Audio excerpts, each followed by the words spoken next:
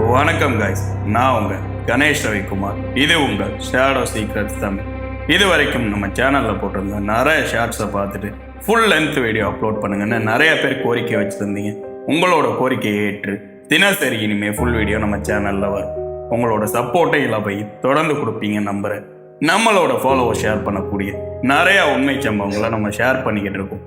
அப்படிதான் இன்னைக்கு சென்னையை சேர்ந்த ரம்யாங்கிற நம்மளோட ஃபாலோவருக்கு நடந்த ஒரு கொடூரமான உண்மை சம்பவத்தை பற்றி டீட்டெயிலிங்காக இன்னைக்கு வீடியோவில் பார்க்கலாம். நான் உங்கள் மிஸ்டர் ஷேடோ.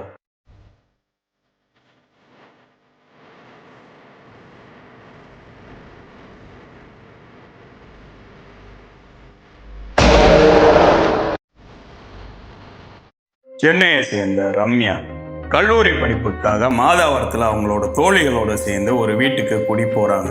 அந்த வீட்டில் நடந்த பிரச்சனைகளை பற்றி நம்ம ஆல்ரெடி ஒரு வீடியோ போட்டிருந்தோம். அந்த பிரச்சனைகளுக்கு அப்புறமா அந்த வீட்டை காலி பண்ணிட்டு பக்கத்து ஏரியாவில் இருக்கக்கூடிய வேற ஒரு வீட்டுக்கு குடி போகிறாங்க. அந்த வீட்டில் எந்த விதமான பிரச்சனையும் கிடையாது, ரொம்ப நிம்மதியாகவே இருக்காங்க. அவங்களோட தோழிகளில் ஒருவரான பிரியாங்கிற பொண்ணுக்கு திருமணம் நிச்சயமாகுது. திருமணம் நல்லபடியாக நடந்து முடியுது.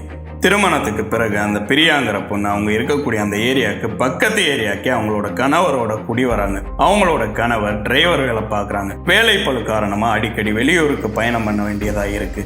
இரவு நேரத்தில் தன்னோட மனைவிக்கு துணையா தங்குறதுக்காக ரம்யாவுக்கு கால் பண்ணி வர சொல்றாங்க. ரம்யா பண்ண பெரிய தப்பே அங்கே போறதுக்கு ஒத்துக்கிட்டது. அன்றைய இரவு அந்த வீட்டில் தங்குறதுக்காக ரம்யா போறாங்க.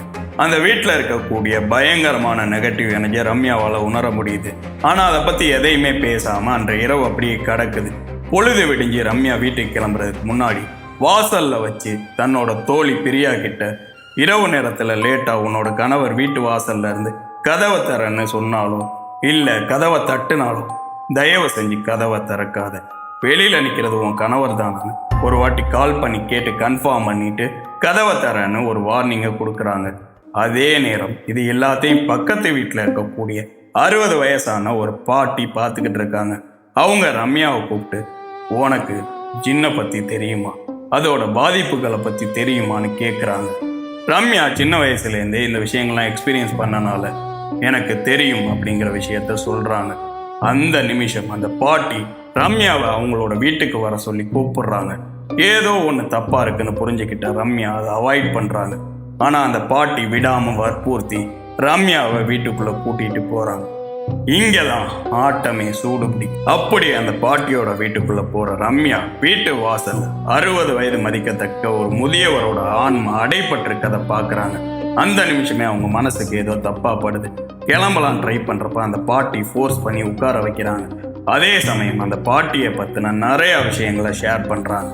அதாவது அந்த பாட்டியோட குழந்தைகள் திருமணமாகி ஃபாரினில் செட்டில் ஆனதாகவும் ரொம்ப வருஷமாக வீட்டில் தனியாக இருக்கதாகவும் ரொம்ப நாளாச்சு நான் தூங்கி அப்படிங்கிற விஷயத்தையும் ஷேர் பண்ணுறாங்க. இதெல்லாம் கேட்டுக்கிட்டு இருந்த ரம்யா உங்களுக்காக நான் கடவுள்கிட்ட வேண்டிக்கிறேன்னு சொல்லிட்டு கிளம்புறாங்க. அதே சமயம் அந்த பாட்டி ரம்யாவோட நட்பை வளர்க்க ஆசைப்படுறாங்க. அதனால அவங்க இருக்கக்கூடிய அந்த ஏரியாவுக்கு பக்கத்து ஏரியாவில் இருக்கக்கூடிய ரம்யாவோட வீட்டுக்கு அடிக்கடி போக ஆரம்பிக்கிறாங்க.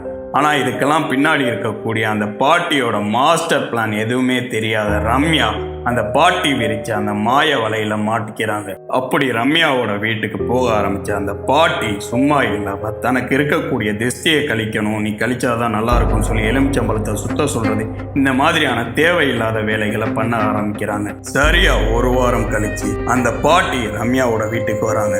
இந்த முறை அவங்க தனியா வரல, கூட ஒரு பெரிய விஷயத்தையும் கூட்டிட்டு வராங்க. அந்த நிமிஷம் ஏதோ ஒன்று பெருசா நடக்க போகுதுன்னு ரம்யாவால் உணர முடியுது. அன்னைக்கு நாள் பாட்டி வீட்டுக்கு வந்துட்டு கிளம்புறதுக்கு முன்னாடி ரம்யா கிட்ட இன்னைக்கு நான் நிம்மதியாக தூங்குவேன்னு சொல்லிட்டு போகிறான். அன்னைய நாள்லேருந்து ரம்யாவோட தூக்கம் கெட ஆரம்பிக்குது. அன்னைக்கு இரவு ரம்யாவால் நிம்மதியாகவே தூங்க முடியும். தன்னை சுற்றி ஏதோ ஒரு விஷயம் ரொம்ப டிஸ்டர்ப் பண்ணுறதை ஃபீல் பண்ணுறாங்க. கரெக்டாக பொழுது விடியுது. ஒரு போஸ்ட்மேன் போஸ்ட்டை கொண்டு வந்துட்டு ரம்யாவோட வீட்டு கதவை தட்டுறாங்க. அதே சமயம் ரம்யாவால் வாயை திறந்து பேச முடியலை. ஆனால் வெளியில் ரம்யாவோட குரல் கேட்குது. அந்த நிமிஷம் ரம்யாவுக்கு மேலே அந்த பாட்டி விட்டுட்டு போன ஜின் ஏறி உட்காந்து ரம்யாவோட குரல்ல அரபு மொழியில பேசுது.